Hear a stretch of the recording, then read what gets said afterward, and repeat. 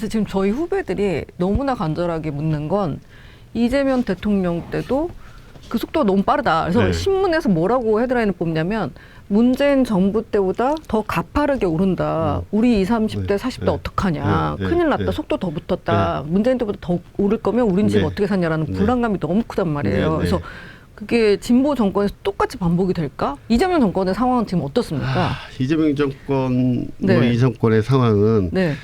사실 집값이 오른다 할 때는 자꾸 두 가지 측면에서 한번 고려해야 되거든요. 네. 그러니까 인플레이션, 흔히 말하는 유동성 장이냐. 예. 이제 그건 제가 아까 얘기한 전두환 대통령, 또 문재인 대통령, 노무현 대통령 사실 그런 쪽으로 접근해 보면 또 다 이해가 돼요. 네. 근데 그건 이제 분석을 우리가 구체적으로 안 해서 그런 거지. 그것도 다 어떤 때는 유동성장, 어떤 때는 재건축 이주장이에요. 예. 근데 인플레이션이 되면 가격이 변동이 되는 거잖아요. 가격이 네. 가치보다는 예. 그 환율이 바뀌는 거지. 네. 집도 물건이기 때문에 돈과 교환 비율이 있는 거잖아요. 네. 돈 가치가 떨어지면 가격이 오르는 거잖아요. 예. 이 물건의 가치가 뭐 환율만 그런 게 아니고 달러만 그런 게 아니고.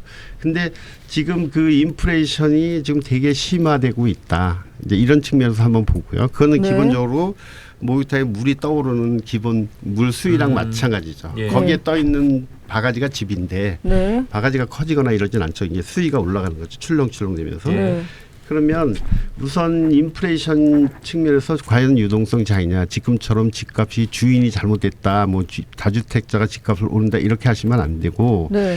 그때 그 김대중 정권이나 문재인 정권 초기에는 임대 사업자를 많이 양성했어요. 엄청 하라고. 예. 뭐 제가 아는 사람은 거의 뭐 80몇 채를 가진 분도 있고 그때 예. 정부 정책에 적극 순응하느냐고. 네. 김대중 정권 때 그 당시에는 미분양 물건이 엄청 많았어요. 지방에도 그렇고 네, 네, 네. 수도권 일대. 근데 그런 것들이 이제 다 해결이 됐는데 어떻든 그런 인플레이션이 장이냐. 그다음에 두 번째는 수요 공급 측면에서 과연 공급이 제대로 되고 있냐. 예. 근데 지금은 인플레이션 위에서 공급이 거의 없어진 상태죠. 아, 그러니까 네. 지금은 왜냐하면 인플레이션 그러니까 장 수익도 플러스 오르고 있는데 그렇죠. 공급도 안 공급이 되고 있다. 없다. 예, 네. 그 이유가 코로나 때 또 원가가 많이 증가되고 또 네. 지금 또 코로나뿐만 아니라 그 제조 원가가 높아지고 또 그 당시에 조금 지금보다는 싼 가격에 공급을 늘릴 수 있는 기회였는데 금리 때문에 예. 우리나라 고금리 정책을 쓰고 유동성을 흡수하는 정책을 써서 네. 기회를 놓쳤죠. 그리고 그래서 지금 3기 신도시가 정상적이라면 지금쯤은 입주를 해야 되는데 많이 지연됐어요. PF도 안 하고 예. 돈을 줄여서. 네. 그러니까 그 기간 동안에 공급이 줄은 거죠. 그래서 입주 물량도 지금 없죠. 예. 네. 자, 그런데 중요한 건 네네. 이거에다가 겹친 네네네. 게 이제 뒤늦게 그럼 좋아 공급을 늘리자 네. 하는 판인데 공급을 늘리면 이제 세 가지 방법이 있어요. 네. 하나는 아까처럼 맨 땅에 신도시를 개발하느냐. 네.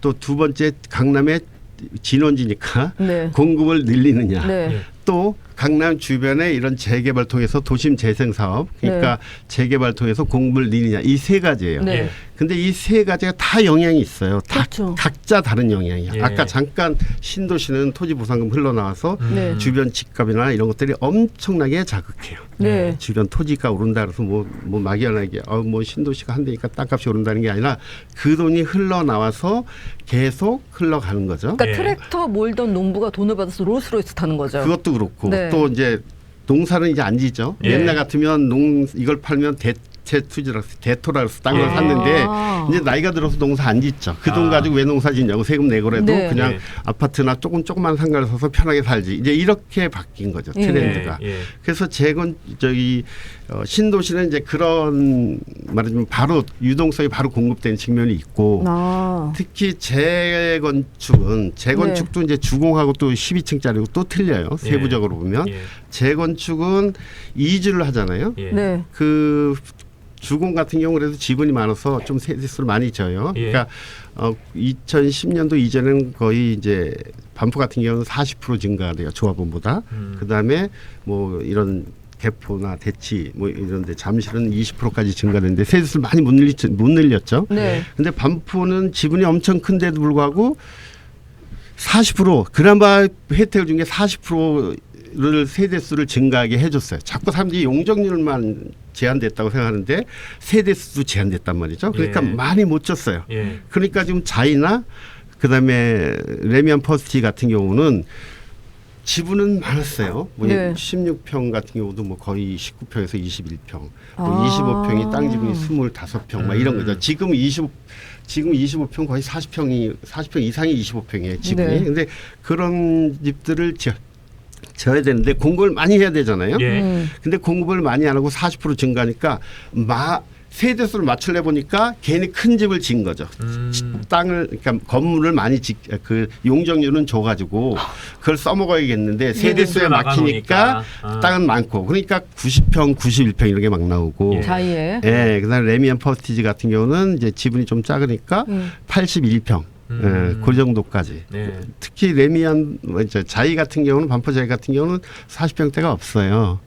35평 그다음에 바로 50평이에요. 어머나. 그러니까 그거는 세대수를 맞추려다 보니 커야 되는 거죠. 네. 근데 그게 이제 아크로 리버파크 정도 와가지고 세대수를 좀 늘리자. 네.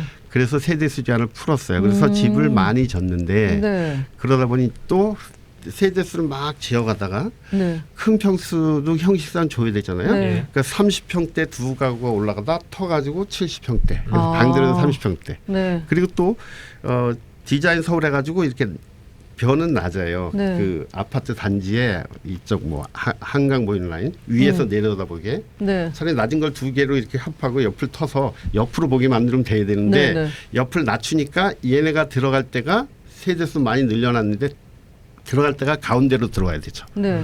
그래서 가운데가 두 개 들어설 때 예. 두 개가 더 들어서 타워형이 되고 아. 네 개 들어갈 자리에 또 두 개라서 뭐 열쇠형이 되고 이런 식으로 구조가 좀 복잡하게 되는 이제 그러니까 도심이 자꾸 안 좋죠. 그래서 우리가 정책에 따라서 네.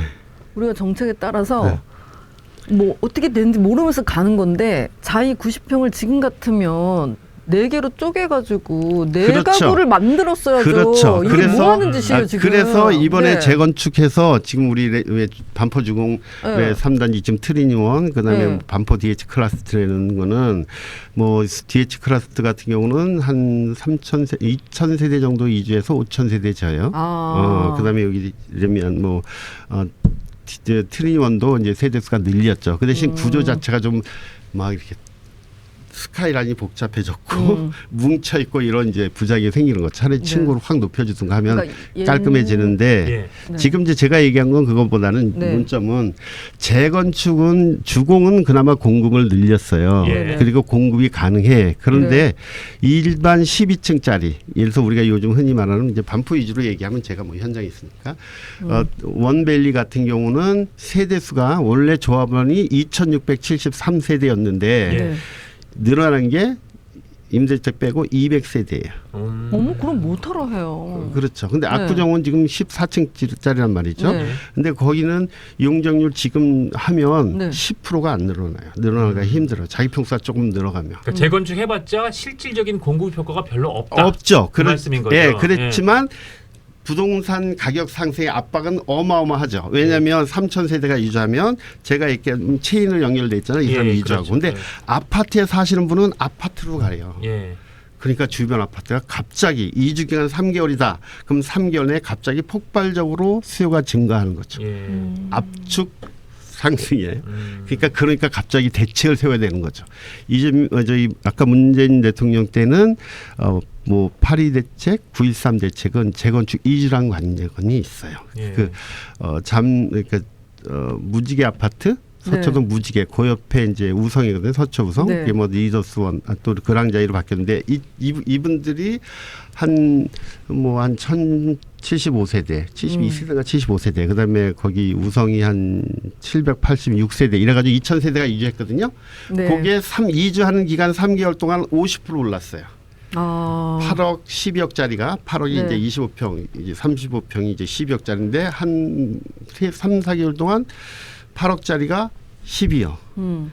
그다음에 뭐 10억짜리가 12억, 뭐 12억짜리 18억 이렇게 단기간에 어마어마하게 올랐죠. 그러니까 대책을 세운 거죠. 그냥 묻지마 그냥 대책이었잖아요. 그렇잖아요. 예. 무조건. 예, 그런 이제 이 효과가 있는 거죠. 그러니까 재건축은 어떻게 보면 제가 좀 민망한 얘기고 재건축 당사자한테는 좀 죄송할 수도 있는데 재건축은 가성비가 없어요. 네. 공급은 얼마 늘지도 않는데 네. 집값을 잡는다는 측면에서만 보면 쓸데없이 부작용만 많이 양산하고 부담만 주는 거죠. 오히려 부담만. 집값 잡는 치료 효과는 별로 없다. 그렇죠. 아. 또 재개발 이제 재개발 얘기예요. 예, 아까 예. 지금 신도시 네. 예. 부동산 이제 중증. 그다음에 재생 사업이죠. 재개발 사업은 예. 재개발 사업은 우리가 이제 요즘 뭐 전월세가 조금 뭐 없다 어떻다 하잖아요. 예. 기본적으로 바닥 전세가 많이 오른다. 자 그러면 신도시가 그 효과가 크죠. 뉴타운이 신도시가 아니라 뉴타운이 예. 지금 한남 뉴타운 2구역, 3구역이 뭐 3구역은 이주했고 2구역 이제 거의 마무리 지는데 거기 세대수가 몇 세대 나온 줄 아세요? 얼마나? 두 개 합해서 5천 1기가 한 2천 내외 저 3주구가 네. 즉 2주가 거의 3, 4천 돼요. 네. 그런데 공급 효과는 아마 2배 잘 안 되는 것 같아요. 근데 이주하는 사람들은 우리가 보통 우리가 얘기할 때 몇 세대가 이사한다는 거는 조합원 주인들 얘기하는 거고 네. 예. 거기에 사는 세입자 집주인 아닌 사람은 그걸 그냥 어떻게 보면 얘는 세대원 얘는 세대는 가구 이렇게 보면 돼요. 그러니까 네. 그냥 흔히 지금 얘기하면 주인과 세입자라고 얘기하자고요. 네. 그러면 세입자는 우리가 한남 뉴타운 살 때 그게 재건축이 된다고 해서 사는 거지 뭐 거기를 살려고 살진 않잖아요. 그래서 그렇죠? 주거 환경이 안 좋으니까 돈 그렇게 네네. 많은 돈을 주고 그러니까 아파트가 된다니까 미래 이익에 대해서 투자하는 거죠. 근데 그렇죠. 미래 들어 살 수도 있고. 예. 근데 그분들 입장에서는 사둔 거예요. 예. 그러니까 집주인은 15%에서 20%도 안 돼요.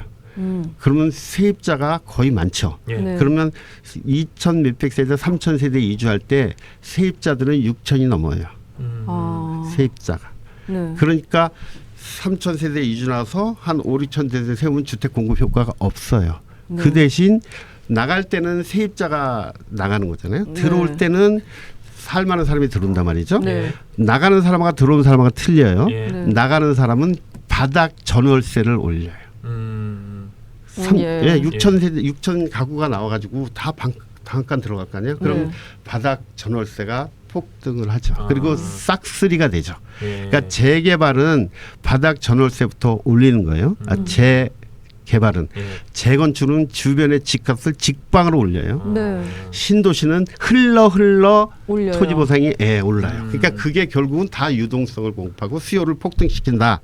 근데 수요를 잘 관리하느냐 또 유동성 돈 풀리는 걸 잘 관리하냐 이게 핵심이거든요. 부동산 가격 이렇게 할 때. 예. 근데 내가 보기에는 그 부분에 초점을 맞춘 분들은 별로 없는 것 같아요. 제가 네. 보기에는 저 어느 정권이든 그냥 네. 이주하다 공급을 늘린다. 근데 헌 아파트가 새거 아파트 되지만 실제로는 공급 효과 없어요. 제일 공급 효과 없는 게 재개발이에요. 그런 것 같아요. 그렇죠? 네. 6천 세대가 나가고 조합원 3천 명인데 한 3, 4천, 5천 집거 아니에요? 예. 그럼 나머지 이주 나간 사람들은 어디 가서 사냐고요? 몰라요. 서울을 다 떠나겠지. 서울을 떠나 살지. 음. 그래서 주변 전월세를 막 하죠. 출퇴근 쉬운 거. 인천, 수원 제가 가장 네. 좋은 위치에 재개발을 하고 있어요. 용산이나 네. 옛날에 뭐 아현 뉴타운 또 그다음에 흑석동 노량진 뉴타운은 도시 최근접 출퇴근권에 가장 저렴하게 살 수 있는 주거 공간이었는데 네. 그런 사람들이 다 외곽으로 경상도로 다 빠져나가고 경기도권으로 네. 빠져나가고 거기에 들어온 사람들은 이제